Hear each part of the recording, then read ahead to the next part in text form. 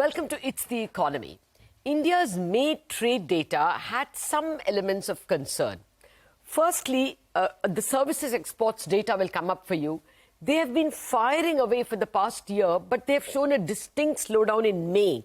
Actually, at 25 billion services exports in May, they are a good 15% less than the average from January to April.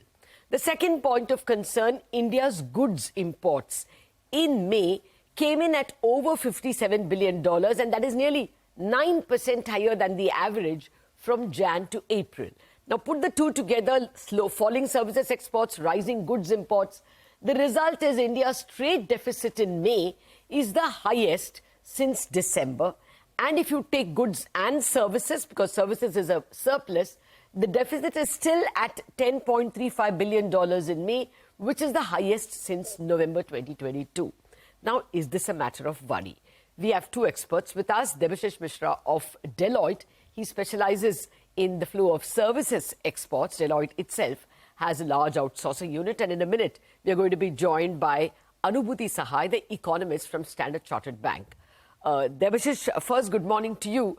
Deloitte itself services a lot of external clients, and there are a lot of GCCs being set up. Why this downcast number, 25 billion? Like I pointed out, it's a good 15% less than the average from Jan to April. Good morning, Lata, and thanks for having me over. You're right. We are seeing softening of demand in certain segments. And as you can see from commentary from large tech providers also, particularly we are seeing there is softening of demand and clients are being cautious in the BFSI segment.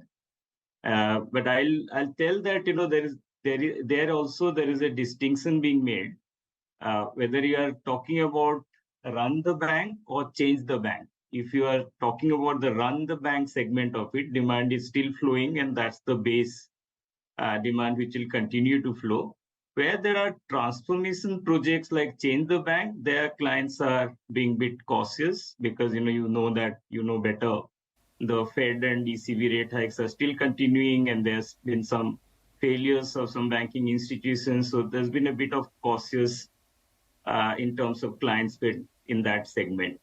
But there are other segments like pharma, life sciences. You have, some of those consumer is neutral. So those other industries are neutral. As I mentioned that, there is softening of demand in the BFSI segment. No, I take your point when you say that run the bank kind of services are continuing, which means run of the mill kind of services, but transformational software is not coming. But Debasish, when we last spoke, we were not talking about software at all. It is non-software exports of India that suddenly saw a surge in the last couple of years. We have been doing audit, tax, compliance, AI, a whole host of middle offices have gotten exported to India simply because labor was expensive abroad probably, or, India has simply more chartered accountants and lawyers than anyone else. Do you think that trend has slackened a bit as, the wage inflation probably has lessened in the West? Not at all. I don't see that trend happening, and that's a more secular trend. And you are right that, when we last spoke, we spoke about non-IT services exports growing, and we believe that that trend will continue. We believe that, more and more GCCs will continue to come into India, and the existing ones would expand their range of services. Also, what we are also seeing is non-English speaking countries like Japan and others are also large companies are expanding. What we had seen from English speaking OECD really focusing on the GCCs. Now that's expanding to non-English speaking countries like Japan and Germany. Okay. So that segment we don't see. In fact, that will continue to expand. And interestingly, since we last spoke, Deloitte has opened 3 offices in Pune, Calcutta and Chennai, and expanding our workforce. So obviously we see that, that trend is a more medium to long-term trend, and that demand will continue to flow in. Okay, I can't argue with a man who has put his money where his mouth is. I mean, your company. So no danger to non-software services exports. It is only software services which probably have slowed because of the slowdown in the BFSI space in the West. Anubhuti, good morning. Thank you for joining us. Would you largely concur with Debasish? I mean, this fall in services exports in May stands out. Do you think this could be a secular trend? I think, Lata, the kind of numbers which we saw for services exports, especially, like a $14 billion of services exports in one single month, those numbers did look unsustainable. Can we go further lower? I mean, Debashish would be a better person to comment on it, but our sense is that probably we should stabilize between, like $11.5 to $12 billion on a monthly basis for total services exports going forward. You're talking net, that is gross minus the service imports. Okay. Yes, I'm talking about the net number. So we have built in a $12 billion of services exports for remainder of FY24.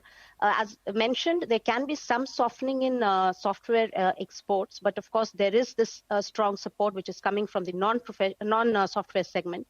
Okay. And even if you look at the company guidance, everyone is talking about consolidation. No one is talking about a contraction. And the last year's average is pretty high. So our sense is $12 billion on a monthly basis is still feasible when we are looking at it from the balance of payment perspective. No, I take your point on that, that 12 billion perhaps will be sustainable. But last year we saw a month-on-month increase in services exports. So, they were able to match the goods deficit. Now, for the next question, Anubhuti, and that's more important, we may be striking a higher goods deficit, isn't it? Look at the very strong goods imports that we saw. And again, the math will come. Goods imports in May at 57 billion were about 8-9% higher than the average from Jan to April. So isn't that a worry that we are going to run up a higher goods deficit? So again, here we'll take a step back. The question is, in our point of view, the April trade deficit of $15 billion was unsustainable. And May's $22 billion of trade deficit, in our view, is again unsustainable. And I'll say, there is a reason why we say so. $15 billion of trade deficit on a monthly basis is comparable to what we used to have pre-pandemic. Commodity prices are much higher. India is doing much better in terms of growth terms. So having such a low trade deficit didn't make sense to us even back then. $22 billion of deficit, or what you're talking about, $57 billion of imports. Those kind of import numbers were last seen in the middle of 22 when we were in the episode of very elevated commodity prices. Exactly. Prices have come down significantly. So our sense is this number also looks unsustainable. We will come off. We are definitely not going back to $15-16 billion kind of a trade goods deficit on a monthly basis for rest of the year. Our sense is we are likely to average closer to $19 billion. And bulk of the correction, in our view, will probably come from the non-oil, non-gold deficit, which probably increased a lot in May as we imported a lot more. Commodity prices were comforting, so probably we imported a lot more, whether it was coal or chemicals, which led to this surge. And maybe because we imported very less in April, and there was a pent-up demand. That is the point.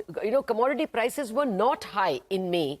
It is the volume that has gone up. Chemicals went up. Machinery exports have gone up significantly. And as you point out, coal, so non-metallic metals, chemicals, all this indicates an industrial growth in India, which is very good. And like I guess we discussed with you as well, the industrial output, IIP numbers for April also, I mean, the average I got was 1.5 or thereabouts. And we ended up with a 4.25% growth in IIP. So Indian manufacturing, Indian industry appears to be firing very well, whereas the world is slowing, which is why our exports appear to be stagnating while imports are surging. Can't this not lead to a 22 billion trade deficit month after month? I don't think so, Lata. And probably we just need to look at it item by item.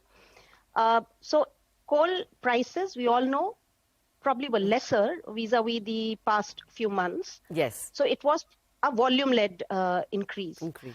If you look at, the coal, we spoke to a lot of experts who are in this space, and, there's no as such a shortage. There were few few power generating plants where there was some shortage, but otherwise, in general, it looks like, okay, so probably there was some stocking up impact there.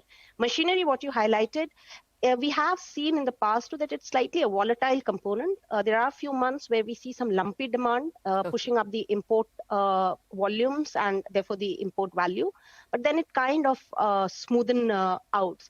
So our sense is if this jump up in volume demand was one-off, say for instance like coal, or it was compensating for very low volume imported in the month of April, then it should smoothen out in the remainder of the year.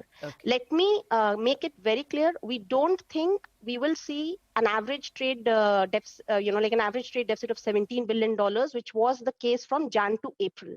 That was a very low. Our sense is we will settle closer to $19 billion, $19.5 billion for remainder of the year, given where commodity prices are, and given our view that we will also see some moderation in domestic demand as we move further into fiscal year 24. Okay. So you are betting that the rise in interest rates will perhaps mellow Indian growth, or maybe the El Nino will, and therefore we perhaps will not be importing so much. But Debasish, any numbers you want to add in terms of what you are expecting in by way of services exports? The import deficit could still be there. We don't know. Goods deficit could still rise. But how confident are you of services exports? Say, what is your monthly run rate expectation or the annual run rate? We don't track these numbers, but what I can tell you is that clients are obviously during these kind of times also consolidating a lot of vendor contracts. Also, they are trying to be very innovative, asking suppliers to have more skin in the game by having value billing, having BOT kind of contracts. So obviously, the Indian service providers are also pretty cutting edge in that sense in the services exports market. So what I don't see that there will be a slowdown in that segment. Some segments will definitely compensate for the sectoral slowdown in certain other segments. Like we are saying that energy and resources, there is absolutely no slowdown, and transformation projects are also happening. As I mentioned, life science, it is happening.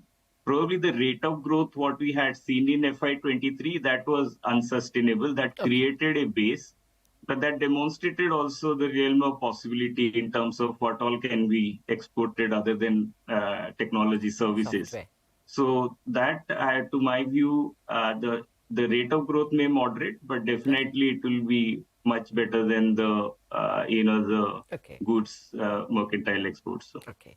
Yeah, just a final question to Anubhuti. Even assuming that we are running up annual deficit of 12 billion, a monthly deficit of 12 billion, goods and services included, and even assume it goes to say 13 or 14, is that a worry? We seem to be doing very well on capital flows, right?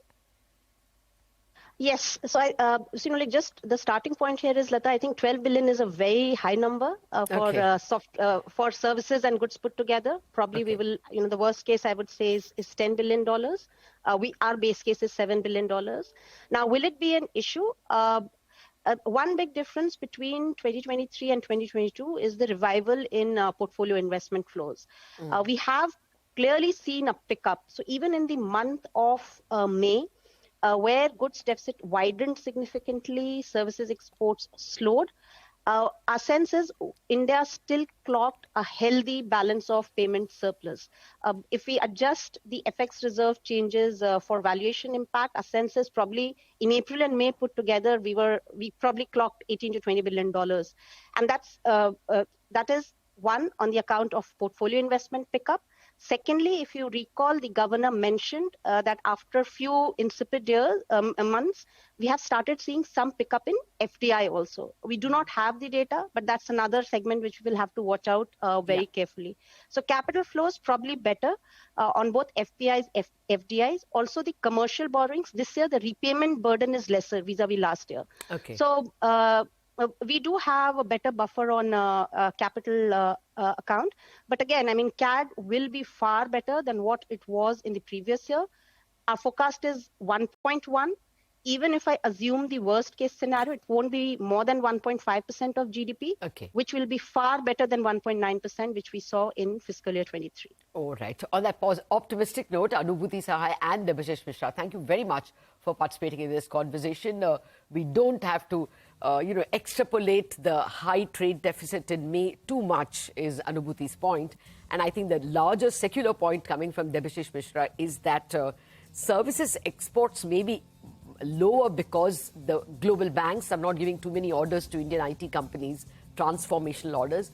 But the non-software exports is a long-term story, so we really needn't worry about current account deficit or balance of payments problems.